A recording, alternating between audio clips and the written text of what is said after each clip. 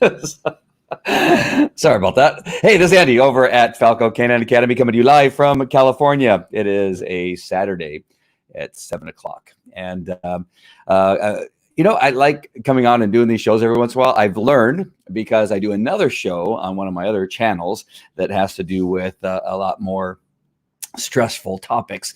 And what I found by doing Falco Canine Academy and coming back and doing some more shows with the Falco Canine Dog Talk is that it relaxes me, because this is more fun and games, and I get to tell goofy stories, and I hope y'all like it. If you don't like it, let me know in the comments. Say, dude, I was watching, I was going through an old video I did. Something came up. Somebody commented on a YouTube video that I did. I'm not sure how long ago it was, maybe a year ago, 2 years ago, something like that, maybe even 3 years ago. But some comments still come up, right? And so what was interesting as I got two sides of the coin on the same video. One comment was, wow, I love the way you do your videos. It's really funny. It's engaging. You're talking about all kinds of stuff, and I find it really fun to watch. Another one saying, hey, it took too long to get to the point. I got bored and I had to leave. So I'm not really sure which one it is, which one to do. So I'll get to the point right away. But I'm sure somewhere in here I'll have some little side stories that may or may not be interesting to you. But I will work it out at some point. All right. So a couple of calls that have or messages that I've gotten recently, and I thought I'd come on and talk about them right away while they're still fresh in my mind. One of them is I got these dogs and they won't stop barking, and I've tried everything. I got the pennies in a can trick, doesn't work. Yelling and screaming, throwing rocks at them doesn't work. I've tried everything. I can't get the dogs to stop barking. And then another call I got, and it has to do with separation anxiety, which is a very funky, difficult thing to deal with and to fix in some ways. But I'll discuss some of the things that you can try for now to see if you can get your dog to stop stressing out when you leave the house. And then if not, you call our office, and then we will take you through some steps. And there's like 4 or 5, actually there's more than that, but there's several different ways of tackling separation anxiety, because sometimes it comes and stems from different types of things. So we'll talk about that next. All right, so let's get to talking about barking and bark collars and why I recommend them so highly, and that is because they work. Simply. Now, I understand. I want to talk about the controversial part about it, where people say electric collars are harmful for dogs and they're so inhumane and they're horrible, blah, blah, blah, blah, blah. All right. So we're going to discuss that. And I'm going to get some comments, people, and this is I have other videos that talk about bark collars and pinch collars and other things. And, people go crazy about it and want me to be arrested for animal cruelty. But I'm going to tell you that any tool that you use for training can be misused. Even food reward training, I've probably seen food reward training misused and used in an inhumane manner more often than any of these other tools. I'm just here to let you know, I've been training dogs for a very long time. I've been saying 30 years for about 30 years. So it's probably going on about 40 years I've been training dogs, working with dogs. And so I've seen a lot of different techniques. I've seen a lot of different things. I've seen some of the worst in dog and police dog training, which I spent a great deal of my time training police dogs for years. I've seen some of the worst things done to dogs. And if you ever want to hear some stories, just get a hold of me, buy me a couple beers. I'll tell you some stories. And I've shared some of those stories on some of these videos that I've done. But in regard to electronic collars, in fact, I'm here to tell you that if they are used correctly, they can actually be one of the most humane ways of training a dog if the dog understands what it's all about. Now, this is the problem with electronic collars, is that people buy them and get no instruction. The instructions that come with the electronic collars, even the best electronic collars like Dogtra, which is the one I'm going to recommend, I like it the best. I do like Tritronics, but I like Dogtra a little bit better. But they don't give you much instruction. They just kind of leave you, and they're hoping you're probably going to watch a YouTube video or hire somebody that knows what they're talking about. And I'm here to tell you that most dog trainers do not know how to use electronic collar. I know. That's not to me. I'm not trying to say that so that you only come to us. I'm just telling you, I've gone through seminars. I've sat through, and not too long ago, I sat through a horrible seminar, 2-day seminar on electronic collars. As a, I go in as not as a stooge. People know who I am for the most part. Sometimes they deny they know who I am. So that's all good. I don't really care. But I'll go and listen. And I don't know that sometimes people act weird when I'm in a class and listening to them and start doing things maybe they wouldn't normally do. I don't know. But the last one I went to was 2 days of horror. And I actually only stayed for just a few minutes on the second day and just left because it was, and you can't talk to dog trainers. People will say, well, why didn't you say, listen, you can't talk to dog trainers. I'm telling you, when a dog trainer, as soon as you begin to tell a dog trainer that, hey, maybe, you're a jerk, and it goes poorly very quickly. It's like other things right now in our world. You can't be on the other side of something. And if you are a jerk. So, and so that I'm telling you this because I want you to know that same thing with pinch collars. Pinch collars for some dogs in some situations will actually save the dog's life, and people will, be angry on a video that I talked about a pinch collar. I can't believe you're talking about that horrible, nasty thing.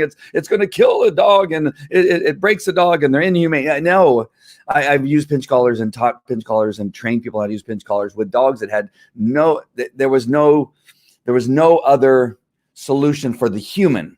The pinch collar is more for the human than it is for the dog. Now, the dog wears it, but it's for the human in the sense that sometimes they have a dog that requires the human to have more power. Now, you have to train the human on how to manage that power and how to manage the collar. Same thing with the electronic collar. When you use an electronic collar in the proper way, first teach the dog about the electronic because it's completely foreign to a dog. Then the dog can understand the collar. The dog can understand how in many ways it is in control of the collar, of the stimulation, not the human being. That's what you really, truly want. And again, I'll have people argue with me about this too. But I'm telling you, you want the dog to believe that it is in control of what is happening to that collar, not the human being. It's completely different than anything else. It's completely different than a choke chain or training collar, different from the flat collar. It's different than food reward training, different than toy reward training. It's different than all those other training methods in the sense that all that comes from the human. In the electronic collar world, it is best if the dog believes that it is the dog that's in control of the collar. By having good behavior, the dog turns off the collar. By having bad behavior, the dog has set off the collar. So you want to put in the dog's mind that he is or she is in control of that collar, and it is she that is causing it to go off or causing it to go on. All right. Now, and I can talk about remote collars and do that, but that's not what this one is about. This has to do with barking and bark collars, why I recommend bark collars. Bark collars are the only tool that I know of that correct the dog for what it's doing at that moment, like instantaneous. And that is the best kind of dog training, right? When you can get into a dog's head and make them believe that somehow there's a dog god watching over them and they're being either corrected or rewarded based on their behavior, the training goes really fast. The problem is in other types of training, we're very slow, right? We're late to the game. We correct too late. We reward too late. We reward when we should be correcting. We correct when we should be rewarding. It's all a big mess. The bark collar is a genius piece of equipment. Let me share my screen. I'm going to show you. And you may not know what one looks like, so let me go ahead and share my screen and show you the dog trick collar and what it looks like. And it is, again, it's one of my favorites. I do like it.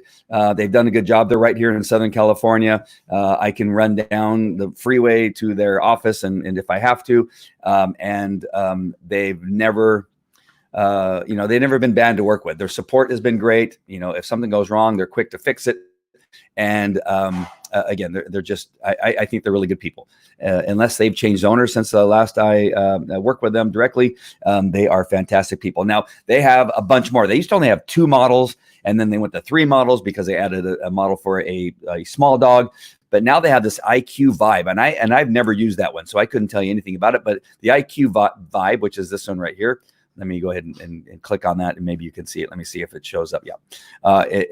Just to tell you what that one's all about, just so you know, is it says that this one is for sensitive dogs that the electronic stimulation may be too much and cause them some grief. So this is a purely vibration only. Now, I'm going to tell you, I've seen dogs that have a very big reaction to just the vibration. So this will be, really good for some dogs. And I'm hoping that it has different levels. I don't see the dial on it. It probably is. You probably have, a very low vibration and a very strong vibration, I am guessing, because that's what you have on the electronic collar too. You have very low level and then very high level.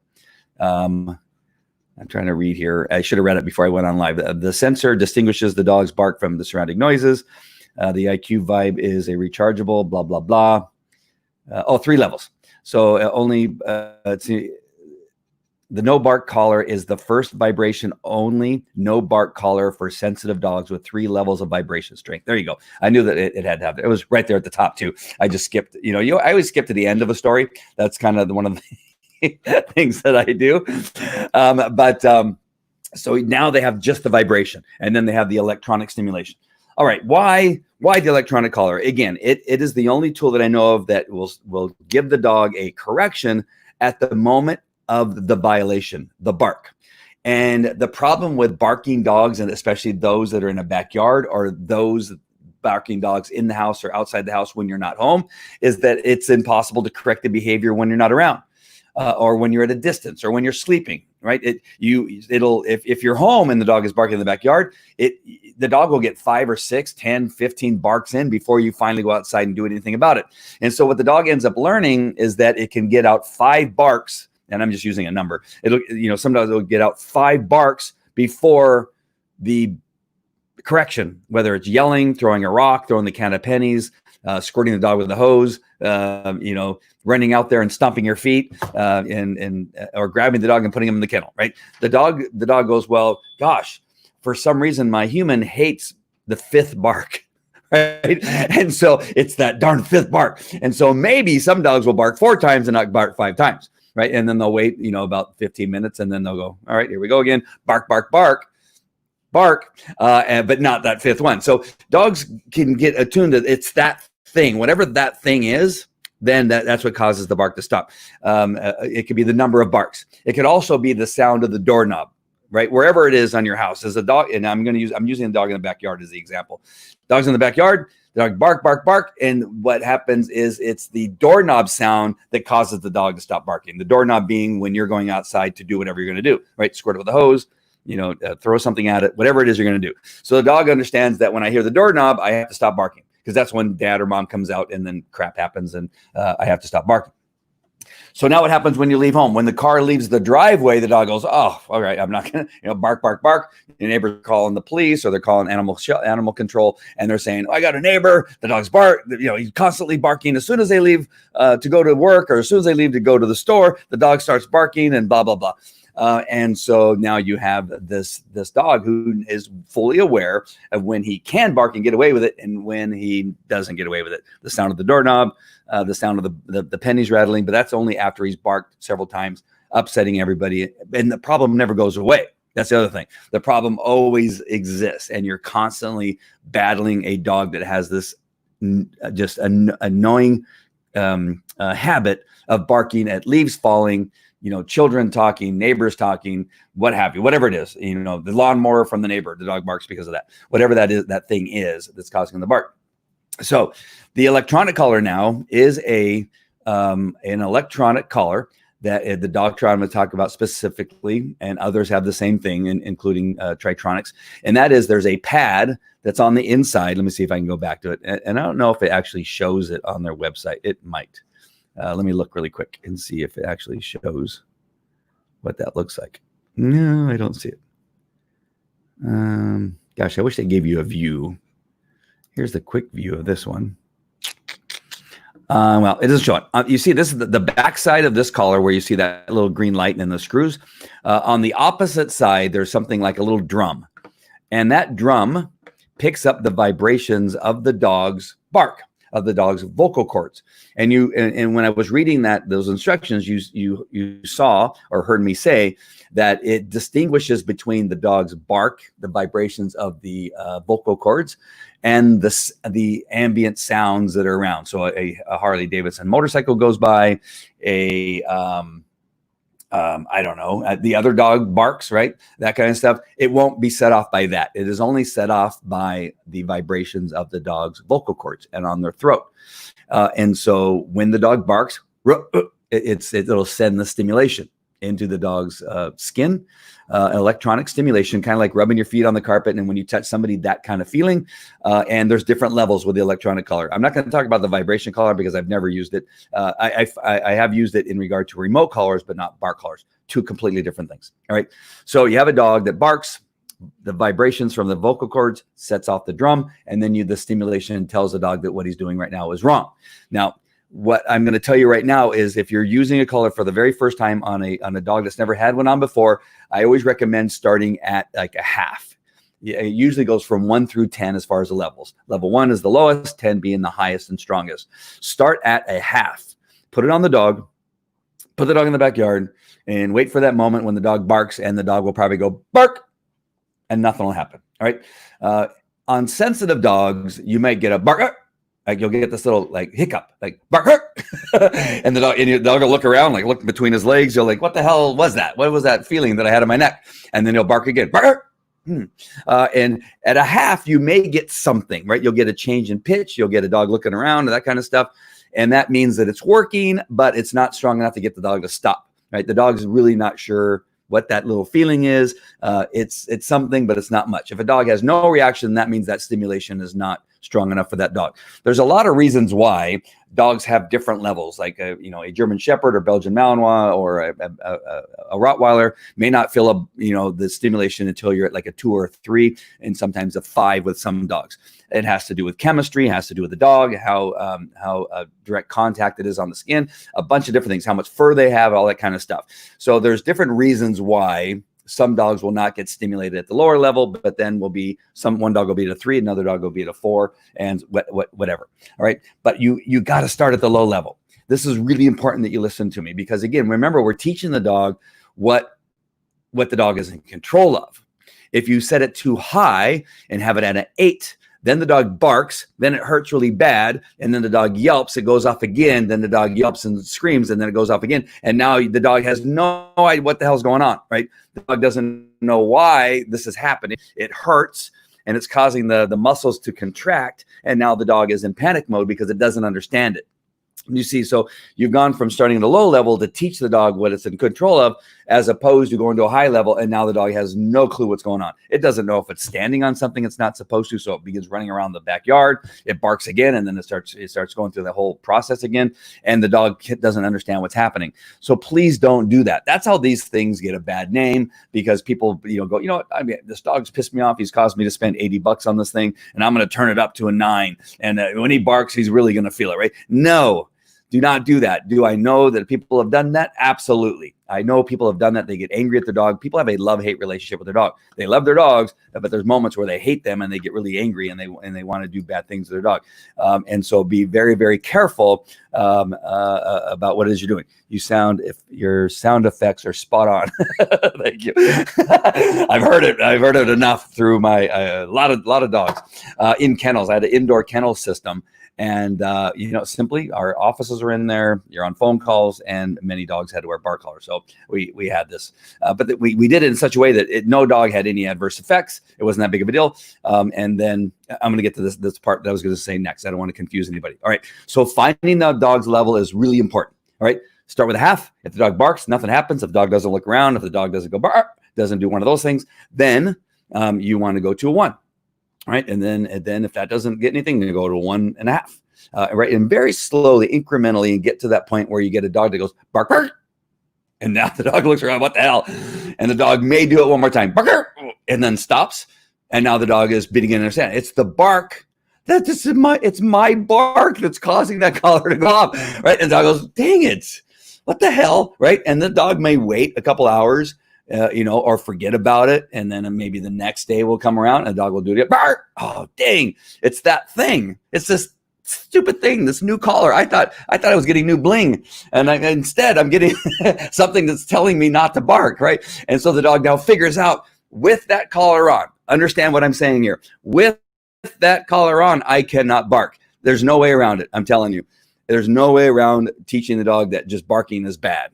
At some point, if you are consistent enough in putting this collar on at certain times of the day, like at night, right, you put it on before you go to bed, you take it off in the morning. I'll get to why you do that in a minute, but the dog will understand, okay, I'm not supposed to bark at night. And maybe you'll have some dogs that just forget the habit of barking at night at all the little sounds because it hasn't done in such a long time, and then the dog will learn not to bark. Sometimes, I would say more often or not, you simply just cannot forget to put that collar on. All right. And so you have it between, again, the time you go to bed and then the time you wake up, you take it off and put it in the charger. All right. So very important to understand that part of it is that you want to set the dog up for success, not for failure.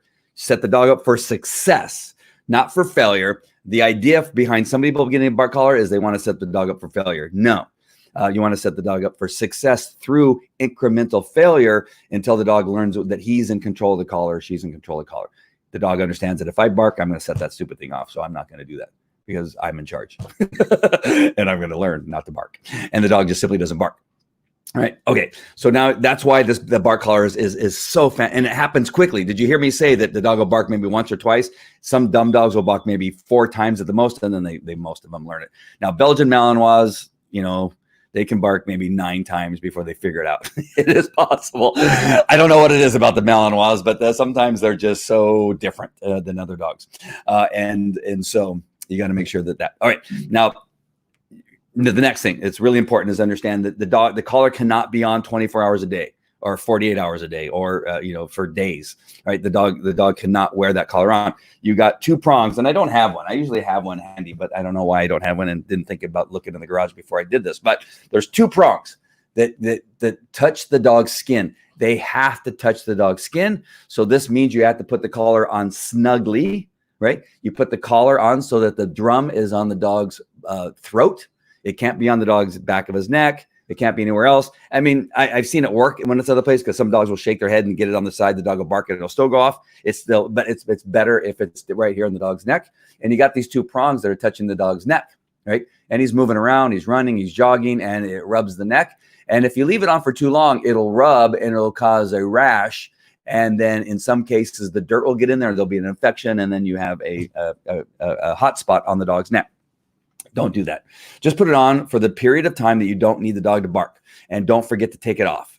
On occasion, you'll forget and you'll find out, you'll get a hot spot. It'll be really bad, and you'll probably not do it again because it's not pretty and it smells and it's bad. Do not do that. All right. Put it on the dog. Have a routine, right, with the kids or the spouse, that at night before you go to bed, especially in the early stages when you're trying to teach this dog not to bark at night, is that it goes on before you go to bed. Wait as long as you possibly can, when you're still in your, street clothes maybe, or in your pajamas, and put the collar on, go to sleep. I mean, it's most common probably at night or when you go to work, right? So you put it on and then you make sure it's snug. You want to make sure that it's contact. You try to put your fingers underneath the collar, and it should be difficult to get your hand underneath the collar, and the dog should be able to breathe, all right? If the dog can breathe and you can barely put your hand underneath there, it's probably on correctly.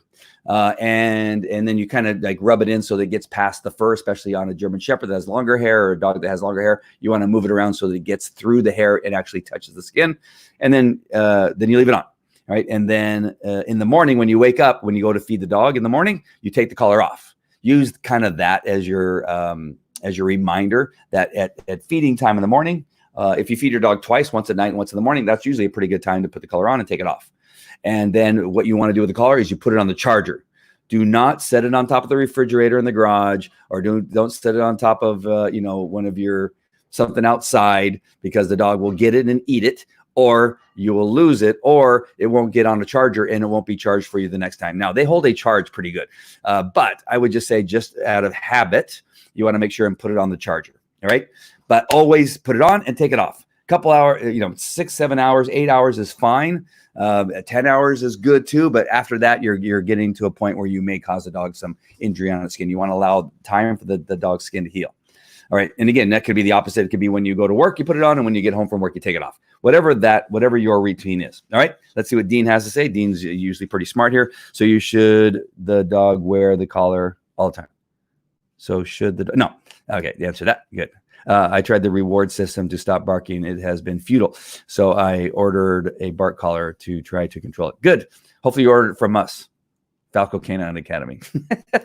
714-990-9010. But it's too late. It's not like you already ordered it. She barks during the day at any time, at anything. Yeah. So yeah, so you just put it on during those times.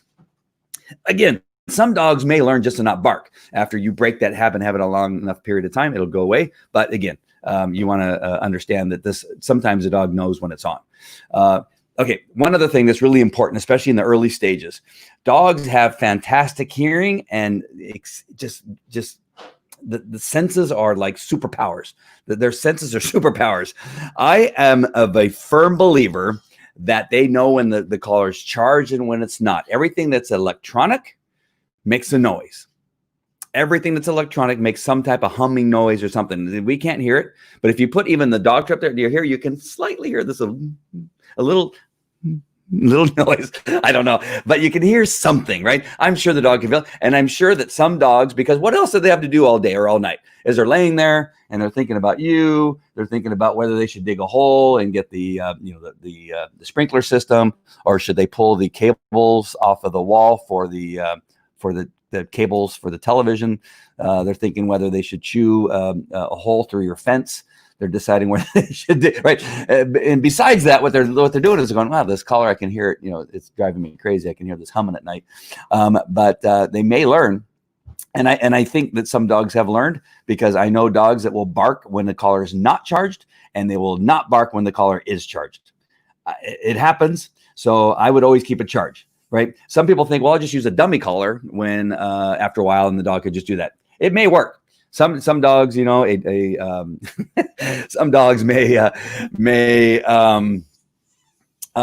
fall for the dummy collar. Some dogs do.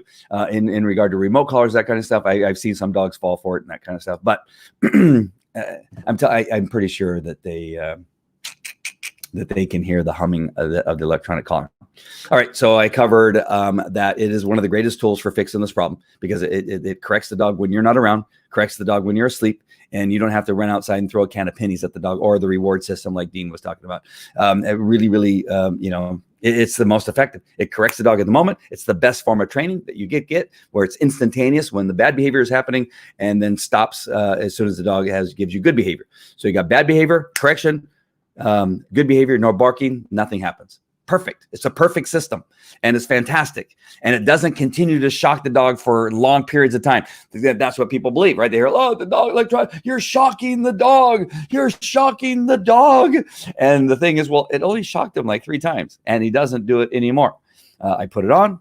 It's available, and if he does bark, it will get him again, but it's unlikely that he'll get a correction again. And the dog just simply learns. The dog knows that I can't bark. And that's why it makes it so great. The next thing, of course, is, like I said, you can't have it on 24 hours a day. You only put it on for the period of time that you don't want the dog to bark, and then you take it off.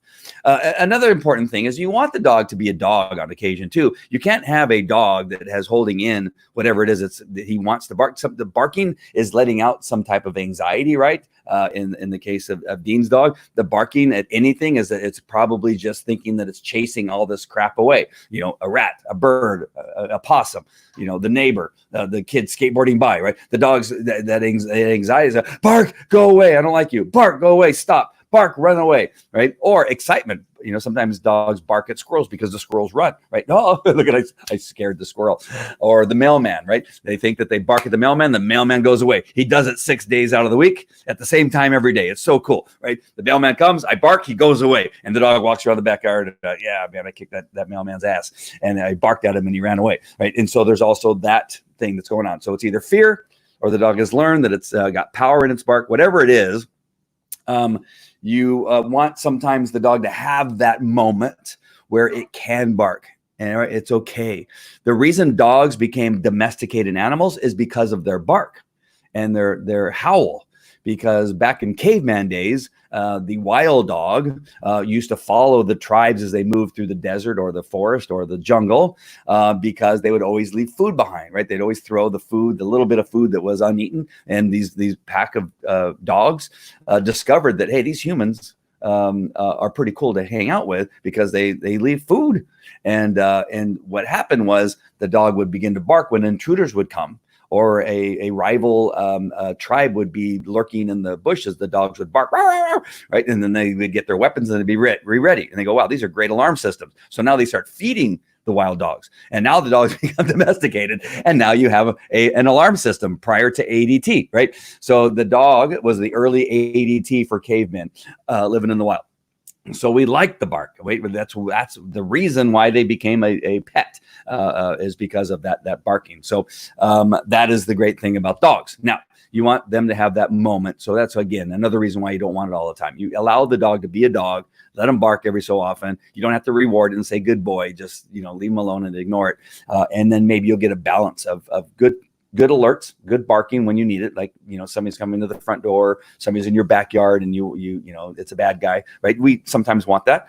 And then we allow that to happen. All right. The other great thing about the Dogtra collar, let me go back to it one more time just to show you why I like the Dogtra and not some other collars, is because of that plastic. It has a very strong plastic belt for the collar part of it. And it keeps the prods or the prongs against the dog's neck consistently. Do not, I'm going to tell you right now, do not get a bark collar that has a cloth, flimsy collar, belt, because it'll allow those prongs to rock on the dog's neck and it'll come off of the dog's neck. And you may get one that's not connected. You need both touching to make the connection, to make the ground so that you get the electronic stimulation when the dog barks. And then the dog will learn that all he's got to do is rub the collar. Again, dogs are not as dumb as you think they are. They will rub the collar against something and they learn that when there's only one prong touching, or they can get all the prongs off touching the skin, it doesn't work and they'll bark through it. I'm telling you, I've had dogs that have collars on that are charged and have learned to manipulate that collar so that it doesn't work. They'll shake their head, right, and get it so that it's on the back of the neck, and they bark. And on an older model of bark collars, they would bark, but then you bring it and put it here, they would stop barking. Then they would shake their heads and get it go, and then they would start barking. All right. So you want a good firm belt. That's why I love the Dogtra. That's why I love the Tritronics. Anything else is pretty cheap. And one other thing about Dogtra and Tritronics, and again, I really like Dogtra, is that stimulation is consistent. That level, if it's a 3, is always a 3. And that's what you want. I've had other collars that we've tried. We've experimented with a bunch of them just to see what they're like, because people would want, hey, I got this bark collar. Oh, let me see what it does. And then one day a bark on that collar is perfectly fine. And the next day the dog barks and it causes the dog's fur to fall off because it's so strong. Right. And that's because that collar is not manufactured. It's manufactured in China. And you don't want a collar manufactured in China because it's just poorly put together. And now the collar is very inconsistent in its levels. All right. So stay with a good collar, spend $80, $90, whatever it is. I forget how much they are. Spend that money because it will work consistently. It'll get what you want. It's more humane for the dog, and the dog will understand it much quicker, and your training will go much faster. And if anything goes wrong with that collar, you send it back to Dogtra. They send you back a brand new one, or that's my history with them. And that's the other thing I like. When something goes wrong with it, I call them up and say, hey, the Dogtra collar is not working. I bought it 4 years ago, and they said, okay, send it in, and we'll send you a new one. They are fantastic. I hope they saw that policy. I should check before they have that policy, but they've always had that policy with us. And they always give us a brand new one back if something goes wrong. They're water resistant. Let's see if they're waterproof. Let me look really quick. They've always been water resistant. I'm not sure if it says on here. Let me look at one really quick. I'm hardly going to get to the separation anxiety. Hold on one second. Great plastic shield. I don't see if it says on here, but I believe they're water resistant, of course, because dogs are in rain all the time and that kind of stuff. Featured. Oh, here we go. HPP. Looks like it might be waterproof. I could be wrong. Look for yourself. Do I have to do all the work for you? I don't see on here. I know for sure that they can handle the water. I'm pretty sure that they're water resistant, very highly water resistant, and I'm thinking they're waterproof now too. I believe that they transitioned into a waterproof collar. I know the remotes are, because they're used in hunting all the time too. But yeah, spend the money. Don't go cheap. You go cheap on a bark collar, you're going to end up buying another one anyway. I'm telling you. And they just don't last. And these have a great warranty. All right, let me see. I used one that vibrates. Yeah, the vibrate one, it can work. I know a dog that we were training that on a remote collar, all we could use was the vibrate. The vibrate's a great a tool on a remote collar because you can make the vibrate mean something. You can make a dog down when he feels the vibrate. Because with many dogs, the vibrate doesn't cause the dog to go, whoa, most dogs just feel it and go, wow, that's a vibration. And then you can say, you can teach the dog to sit using the vibration. So at some point, you just hit the vibrate, the dog sits, or vibrate, dog downs, or vibrate, the dog returns. Right, that's always a good one. And so the vibrate in a remote collar could be used to mean something. It could be a command for a certain behavior. In a bark collar, it's for sensitive dogs. If you have a dog that cannot handle an electronic stimulation, then the vibration is a really good tool. And I would say use that because, again, it's because that tool corrects at the moment of the bad behavior and stops correcting when you have good behavior. And that is a perfect training system, right? Correction for bad behavior instantly. You go to good, stopping, and when the dog instantly gives you good behavior, and now that everything stops, and the dog understands that much easier. Let me see. Dean has a good one here. What do you recommend to stop my lab from jumping up on the back door when she's been outside and wants to back in? What are you trying? Well, yeah, I do a whole session here. Sorry, Dean, just giving you a bad time. Is it color the remote? Yeah, the remote. Yes, the remote can be used for that. But it's a little bit more complicated system of training in the sense that you have to teach the dog how to control the collar. It's a little more, it's different than the bark collar, but you have to teach the dog a number of behaviors with the electronic collar first, so the dog understands that it is in charge of that collar. There's people that use it in a completely different way. And I hate all the other ways people use it other than my system. My system is the best. I took it from some very fantastic trainers, and the name is escaping me right now. I believe they passed away now. Oh my gosh, what is it? Dobbs. The Dobbs have a great system of using the electronic collar. They taught it. I learned from them directly over a week-long period. I spent a week with them.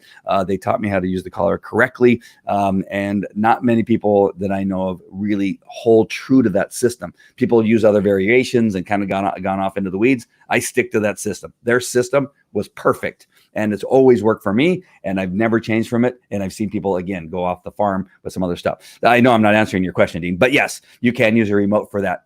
But again, you have to teach the dog the behaviors before you get to the not jumping onto the screen. And it's a very effective way of doing it. It's a great way. You can sit on your couch, watching, your sermons on your church and correct the dog for jumping on the fence. Really easy. All right. Mine wears hers at the river. Yeah. I'm pretty sure it's waterproof. I'm not sure why I'm having a brain fart on that. I'm pretty sure. But I would say they're probably waterproof. I use the bark collar for obedience too. And it's a whole nother story that it would cause my, I'm already on for 38 minutes. I have not gotten to separation anxiety, but I've used it for obedience. I've used it for aggressive dogs too. And so it's a really good tool. But the Doctra, again, is my favorite. You just call our office if you want one, 714-990-9010, 714-990-9010, and we'll ship it right to your house. All right. Let me talk a little bit about separation anxiety. I'm not going to talk that much on it because it's a very complicated issue in regard to dogs. I think I covered, let me just make sure I talked about everything with a bark collar. It's important. Can't be on all the time. It's got to be snug. Dog has to be able to breathe, but you shouldn't be able to get your hand too far underneath it. Waterproof, maybe. I'm pretty sure it is. I think I covered it all. All right. So the separation anxiety is, wow. It's for us trainers. One of the things that's very important for us to determine is what truly is causing the separation. What is the trigger, right? Sometimes it's the car keys that starts the process of the separation anxiety, right? As soon as I'm looking because my car keys are always on a hook right next to the door. If I had a dog in the house that had separation anxiety, the keys could be the trigger that starts the whole thing. And so what happens with some dog trainers, they try to fix other stuff, not realizing the trigger is the keys. So you can seemingly, as a trainer, fix something with the dog in the house, like stop chewing the couch when you're anxious, stop pulling the blinds off the windows, stop chewing a hole through the door, right? You try to work on that, but you've not fixed the trigger that has caused the anxiety. And so I think really one of the most important things that you want to have a trainer that really understands separation anxiety and where this needs to start. I've sat in people's homes during a period of time, not doing any dog training, but watching what's happening in the house and what's happening with the dog, right? Because you can see things. You can see things when the human moves towards the door. You see the dog get up and you see his eyes get really big, and he's like going, "Oh shoot, are you leaving?" Right? And you'll see that. But then when the handler goes, the owner goes towards the back door, the dog gets excited because now the dog knows he's going out in the backyard. She's like that, move it. And the dog goes, we're going to the backyard. We're going to go play. We're going to go swim, whatever it is, right? But then you move towards the front door where maybe that's where you always leave to go to work. And you'll see the dog's eyes get really big. And that's one of the triggers. And then maybe I'll give a suggestion. Hey, could you do me a favor? Where do you keep your purse? Well, I usually keep my purse, on the back of the chair in the kitchen. All right. Can you go to your purse and just like stick your hand in your purse, and then you see the dog eyes get big, right? The tail kind of goes down a little bit, or the dog has one of those nervous wags, like, are you leaving without me? Right. And so you're trying to identify. That's where the training starts. It doesn't start with, the dog always pulls down the blinds, or the dog always chews through the door, or the dog, barks and screams and howls and begins to tear the house apart, or begins chewing on itself, right? You don't start there because you're not fixing the problem. The separation starts with a different trigger. So figuring that, I hope I didn't beat that up too much, but it's really important to understand that the trainer understands where is this starting, and then you start from there. So when you start from there, quite often it can be a faster path or a more successful path to fixing separation anxiety, because now instead of there being sadness or worry when it goes to those things, you're now going to teach the dog that good things are going to happen when the keys are gotten, when the purse is picked up or hand stuck in, or when you go towards the front door. You're going to go towards the front door, turn around with some food. You're going to turn around and throw a tennis ball. And there's little tiny steps where you want to make sure you're not rewarding the fear behavior. You want to be able to reward good behavior. So you're going to have to start somewhere prior to getting the keys or prior to getting to that front door, and reward that behavior. And then you start working out. The reason separation anxiety training is difficult is because it's time consuming, and you have to be consistent, and it takes a little bit of time to get through that. So that's what I wanted to talk about first, is that identifying the trigger and working before the trigger, just a little bit before the trigger, if not a lot before the trigger, right? So that's where your training starts. All right. So just think about that. If that's something that you're dealing with right now, figuring out what that is and having that information handy to give the trainer. Now he's going to go, how'd you know to start there? Right. And you go, well, I watched this guy online and he's goofy, but he gave me this information. All right. So that's one thing. The next thing is, it's quite possible with some dogs, we've solved it with this, and that is being in a crate while you're gone is a better solution. Dogs can, if a dog can handle a crate and feels the crate is somewhat like his cave or her cave, maybe a place of security, as opposed to leaving the dog in the house to get into trouble through its anxiety, again, pulling something down, chewing through something, chewing on itself, and that kind of stuff, is that maybe understand, the power of crate training. Train the dog that the crate is a beautiful place for it to be early on in the dog's life, especially is really effective, and that the crate becomes the cave, the secure place to be while you are gone. The dog cannot get in trouble while it's in the crate. It can't tear down the blinds. It can't dig a hole through your doors. It can't destroy the carpets and your underwear and all that kind of stuff, your shoes. And so the crate can be a very beautiful thing for dogs that have destructive personalities when you're not present. And so consider that. So much of our training it can kind of consists of this kind of thing where, some things can be controlled through training, where we go, okay, we're going to go through these steps to train obedience, or we're going to train a dog to no longer be fearful of something. And we can do some things like that in training. Another thing that we look at sometimes as opposed to training is what can we do in the environment to change the environment from keeping the dog from getting into trouble and saving a whole heck of a lot of time. If we just change one or two things sometimes, then we solve the problem. We don't have to go through all the stress of training. That's not a very good way of running a business. business, because now I'm not going to be charging, $1,500 for, a week of training or whatever it is. Instead, I just say, so what? It's like the phone call that I often tell about that I got one day early on in my career of the opening of Falco Canine Academy. Somebody called me and said, hey, I got this dog, man. He's chewed through like 5 hoses. I keep buying hoses and he keeps eating through them. And I need this fixed because I can't buy another hose. It's driving me crazy. And I said, well, with the hoses you bought, have you ever bought one of those, those caddies where you roll up the hose on the caddy and then it has wheels? He goes, yeah, I know those things, but no, I've never bought one. Why? He said, because what you can do is roll the hose up on the caddy, and when you're done with the hose, pull it into the garage and shut the door. And now the dog can't chew up the hose.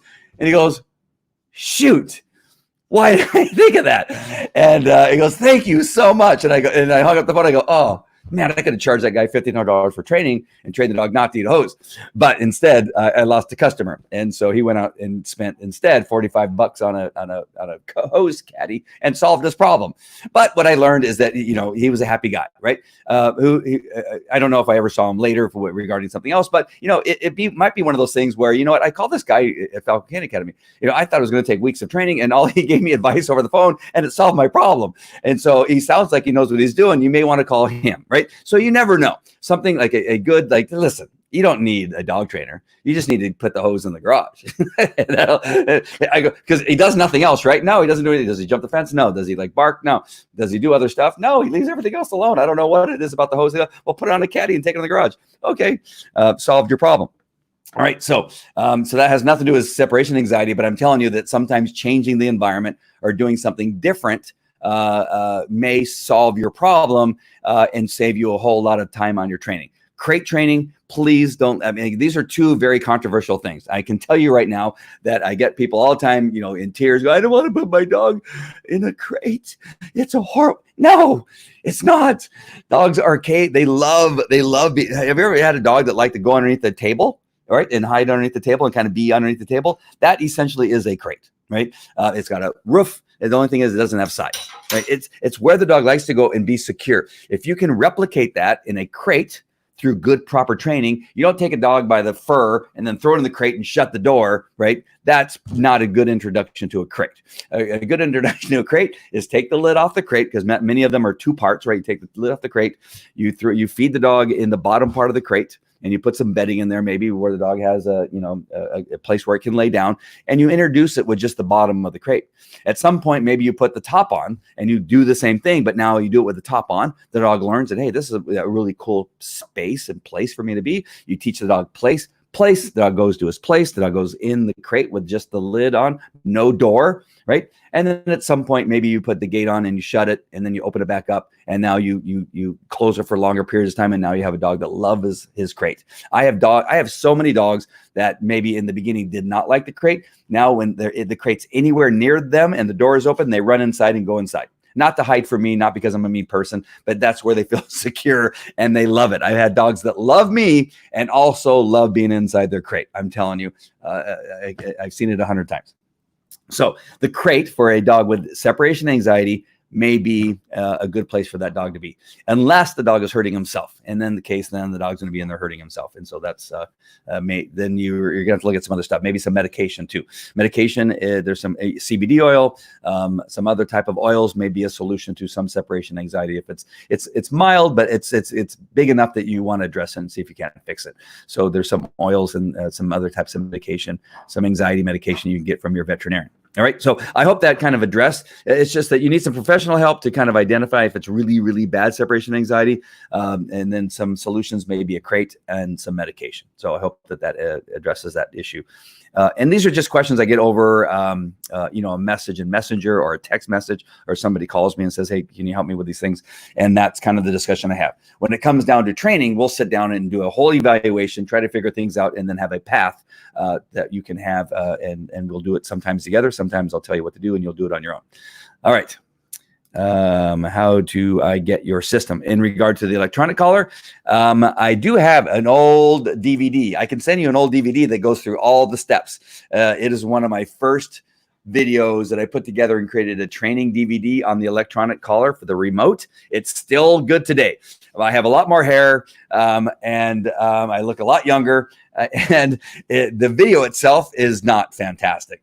And neither is the sound probably, but it is the system is the system. It always works. I can try to find a DVD and send it to you. I don't know if you have a DVD player. I've been trying to find a way. I'm sure there's a way that I just redo the whole thing. It's just having the time to do it. Or I can talk you kind of through it over the phone to some extent, or we could do a Zoom or a Skype and talk you through it and teach you some of the ins and outs about it too. And we can work out all the details. All right. Thank you, Dean, for asking that question. I think that's what the problem is about why she literally tries to eat her way back in. Once inside, she is perfectly fine. It's kind of funny because we're not out of sight, but rather just on the other side of the glass. Now, one of the things that and I'm not saying you did this, Dean, but one of the things that we did by creating that problem is that when she begins to go for the door or whatever it is that is causing, the damage or the thing that's whatever she is doing, what we sometimes respond to as a human, sometimes just going to the door and opening it up and telling her no is actually rewarding the behavior. I know that seems strange, but some dogs, even negative attention is a reward. And this happens with barking too, right? The dog will be in the backyard barking, right? And is barking. And then you go outside, shut up. And the dog goes, wags its tail. Oh, hi. I know you're yelling at me, but I just wanted you to come out and say hi. It's okay that you're yelling. I understand you're upset at my barking, but my barking was to get you out to come outside, and whether you're yelling at me, it doesn't matter. I just wanted you to come out and say hi. I don't know why I go to a little bit of flamboyant when that happens, but that's what I do. All right. So our actions at the time they're doing the behavior that we don't like quite often is rewarding that behavior. Right. Sometimes we don't want the dog to cause any damage, so we open the door really quick and let the dog in. And the dog goes, all right, that's all I got to do. I got to act like I'm going to scratch this freaking door. I'm going to scratch this door. I'm going to scratch, right? And then we go, you're going to scratch this. Open the door so you don't scratch the door. So then we just have to do it once or twice, right? We've only had to do it once or twice, and now the dog thinks that's it. But now you've created this monster. Now the dog scratches. Go, hey, they're not opening the door. They're not opening the door. Now they're open. What are you doing? Right. And it gets worse because now you're not opening the door on the second, scratch like you did just one time.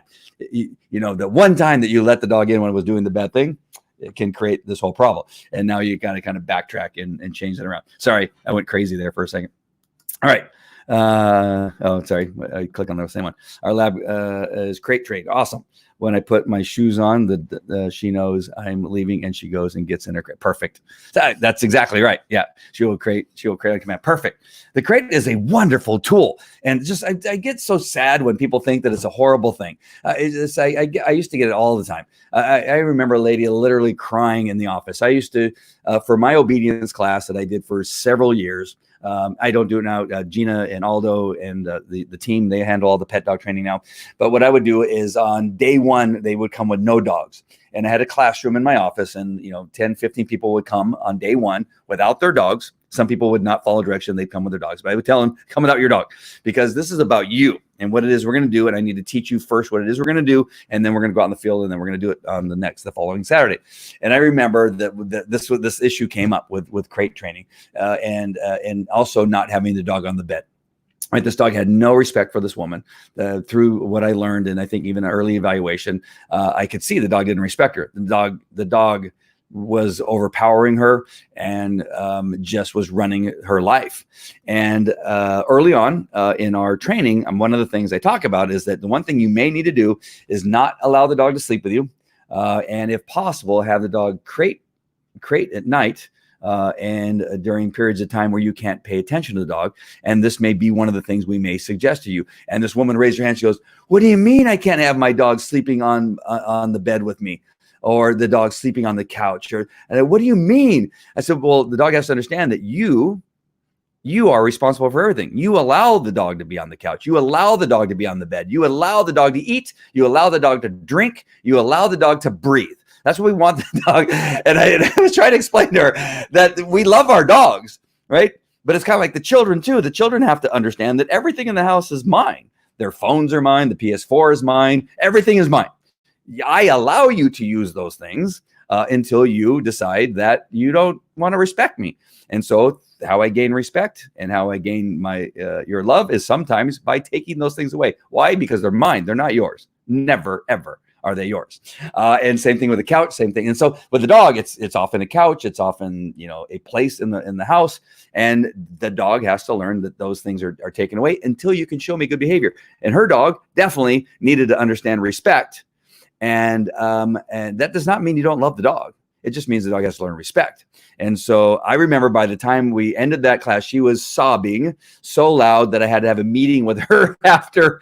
What do you mean? This is horrible. I'm sad. I want my money back. And I go, well, you can, but I'm telling you, I've been doing it, at the time, I think I'd done it for 15, 20 years. And that was just the way that I had to explain it to her. But I'm sorry about that whole story.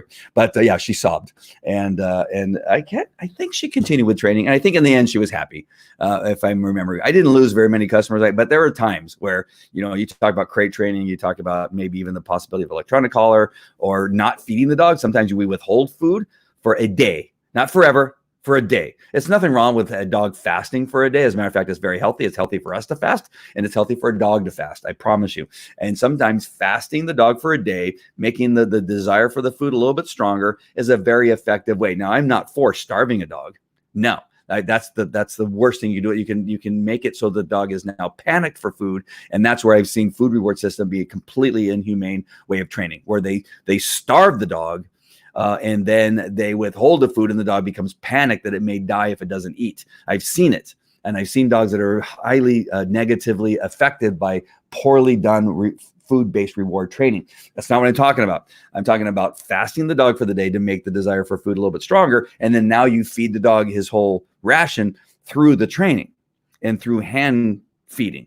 And the dog gives you good behavior, give him food. Dog gives you good behavior, give him food. Dog gives you good behavior, give him food. The dog doesn't give you good behavior, don't give him any food. Dog doesn't give you good, don't give me food. And then you come back a little bit later. Let's try this again, dog. I want you to sit. Oh, good. I'll give you some food, right? And so you can do it in that way, but you want to make sure that you understand that now you have to hold enough training in that day that the dog gets its full ration of food so that it can maintain a good health. But the food comes through the owner. Why? Because you own the food. He eats because of you. And now you get some really good respect from your dog. All right. So I went down a whole nother path there. I'm so sorry. All right. Should put one on people that shocks when they come within safety? Yeah, well, you could do that. I guess that's something we could do. We talked about that, putting on kids. I get that all the time. People always ask me, can I put one on my husband? Can I put one on my kids? You could, if you want to, if they'll let you, and then try it that way. All right. Hope I didn't go too far off the rails there, and I hope I kind of give you some things to talk or think about in regard to your dog. Understanding that you are the dog's God, so to speak, right? You're the God's dog. You're the dog's God, and the dog needs to understand that you need to be respected and loved, right? Who do we love more than anybody else? God, right? We love him and we respect him. We fear him. We fear God. A healthy fear of God is great. All right. A healthy love of God, a healthy fear of God is fantastic. And it's a really great system in regard to our religion, or my religion. I don't know about yours. But there's a good, healthy fear. And that's kind of what you want from your dog too. A healthy fear. That doesn't mean you kick them, doesn't mean you beat them, doesn't mean you do anything like that. It just means the dogs understand that there's rules. The dog understands that there's boundaries. The dog understands that there's a process of things in your home. When you open a door, it doesn't mean run out. No, never does me opening a door, does that ever mean that you push me out of the way and run out the door? Never, never. In the house, out the house, either direction, right? When we walk, you do not drag me around. No, that does not happen. You need to respect me and love me. Now, we can play pull, right? Sometimes, but not dragging out of disrespect, right? There's parameters that you have in there. So just understand that those things are important. Again, understand that the electronic collar, when used properly, can be one of the most humane tools that you can use, because if you do it right, the dog understands it much quicker than almost any other tool that's out there. And it's simply it becomes something that doesn't have to be used at one point if you do it correctly. It still needs to be on. But the dog understands when it's on that these things happen. And so the dog doesn't even question you. The dog just does what he's supposed to do. And that crate training is fantastic. If you do it correctly. Of course, everything that we're talking about, if you do it right, it's great. And so hopefully this has been helpful to you. All right. So I hope you had a great Saturday. I decided to do this show than my other show because, sometimes I need a break from all the anxiety. I was anxious yesterday about what was going on in California, and I just needed to take a break tonight. And I love talking about dog training. So I hope this has been helpful, and have a great night. Dean and everybody else that was on, nice talking to you, and take care. Have a great night.